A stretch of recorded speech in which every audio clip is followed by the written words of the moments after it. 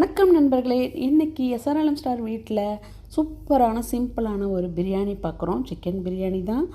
இதை ரொம்ப ஈஸியாக செஞ்சிடலாம். பேச்சுலர்ஸாக இருக்கட்டும், இப்போ வெக்கேஷன் போயிருப்பாங்க ஒய்ஃபு, ஸோ நீங்கள் வீட்டில் தனியாக இருக்கீங்க குவைத்தில் அப்படின்னா நீங்களுமே இந்த மாதிரி சூப்பராக செஞ்சிடலாம். பிரியாணிக்கு பாத்திரத்தை அடுப்பில் ஏற்றிட்டு ஸ்டவ் ஆன் பண்ணிவிட்டு எண்ணெய் காஞ்சதுக்கப்புறம் பிரியாணிக்கு தேவையான ஸ்பைசஸ் உங்கள்கிட்ட என்ன இருக்கோ அதை போட்டுக்கலாம். நான் பட்டை, லவங்கம், சோம்பு, சீரகம், மிளகு எல்லாம் போட்டிருக்கேன். ஒரு 4 பெரிய வெங்காயம் சூப்பராக இந்த மாதிரி பொடியாக கட் பண்ணி அழகாக நீல வாக்கில் கட் பண்ணி எடுத்து ஃப்ரை பண்ணிடலாம். ஒரு 2 மினிட்ஸில் அது ஃப்ரை ஆகிடுச்சு. ஒரு 4 பச்சை மிளகாய் நான் போட்டிருக்கேன். உங்கள் ஸ்பைசஸ்க்கு ஏற்ற மாதிரி நீங்கள் எக்ஸஸாக ஆட் பண்ணிக்கலாம். அப்புறம் புதினா, கொத்தமல்லி க்ளீன் பண்ணி எடுத்து வச்சு ஒரு கைப்பிடி போட்டிருக்கேன். ஒரு 2 பெரிய தக்காளி எடுத்து நான் ஸ்லைஸ் பண்ணி போட்டிருக்கேன்.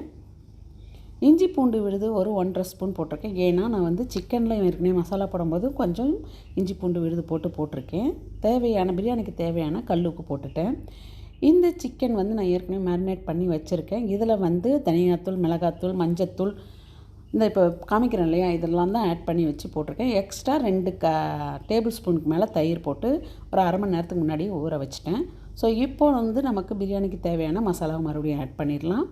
தனியா பொடி, சீரகப்பொடி, மஞ்சத்தூள், தனி மிளகாத்தூள், குழம்பு மிளகாத்தூள், மிளகுத்தூள் எல்லாமே போட்டாச்சு. இப்போ நான் போடுறது வீட்டிலையே செஞ்ச கரம் மசாலா. இதுதான் பிரியாணிக்கு ரொம்ப சூப்பரான ஒரு ஃப்ளேவரை கொடுக்கும். இந்த கரம் மசாலா எப்படி செய்கிறதுன்னு நான் ஏற்கனவே வீடியோ போட்டிருக்கேன். நான் ஒரு 5 ஆளாக்கு அரிசி எடுத்திருக்கேன். அதுக்கு 10 கப்பு தண்ணி ஊற்றாமல் 8 கப்பு தண்ணி ஊற்றிருக்கேன். ஏன்னா நமக்கு பிரியாணி அப்போ தான் நல்லா பொலப்பொலான்னு வரும், குலையாமல் இருக்கும்.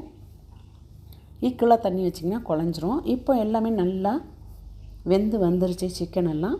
இப்போ அரை மணி நேரத்துக்கு முன்னாடி ஊற வச்சுருந்த அரிசியை நம்ம ஆட் பண்ணிக்கலாம். நான் கொஞ்சமாக இப்போ கோகனட் மில்க் பவுடர் போடுறேன். இது டேஸ்ட்டுக்காக தான். உங்களுக்கு வேணால் தேங்காய் பால் ஊற்றிக்கலாம். இப்போ ஊற வச்சுருந்த அரிசியையும் எடுத்து மிக்ஸ் பண்ணி போட்டாச்சு. அது வேகிறதுக்குள்ளே நம்ம பக்கத்தில் ஒரு ஸ்டவ்வில் கொஞ்சமாக எண்ணெய் ஊற்றி 2 பெரிய வெங்காயத்தை நல்லா ஃப்ரை பண்ணி எடுத்துக்கலாம். இப்போ பிரியாணிக்கு தேவையான நெய்யையும் நான் ஆட் பண்ணிட்டேன். இது டேஸ்ட்டுக்காக தான், ஆப்ஷனல் தான். நல்லா சுருங்கி வந்ததுனால நம்ம தம் போட்டுடலாம். பாருங்கள், வெங்காயமும் ஃப்ரை பண்ணி வந்துச்சு.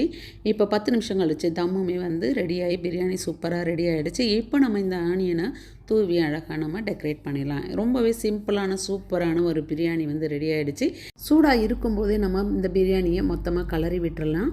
அடியில் கரண்டியை போட்டு நல்லா சாதத்தை உடைக்காமல் பாருங்கள், இந்த மாதிரி பூ போல் வந்துச்சுனாவே தம்மு ரெடி ஆகிடுச்சின்னு அர்த்தம். இப்போ இந்த மாதிரி கலரி விட்டுட்டிங்கன்னா நீங்கள் எப்போ சாதம் எடுத்தாலும் பொலப்பலான்னு இருக்கும். சிம்பிளான பிரியாணியை நீங்களுமே ஒரு வாட்டி செஞ்சு பாருங்கள். பிடிச்சிருந்தால் மறக்காமல் கமெண்ட் பாக்ஸில் கமெண்ட் பண்ணுங்கள், லைக் பண்ணுங்கள். இந்த வீடியோவை மற்றவங்களுக்கும் ஷேர் பண்ணுங்கள். Bye bye friends.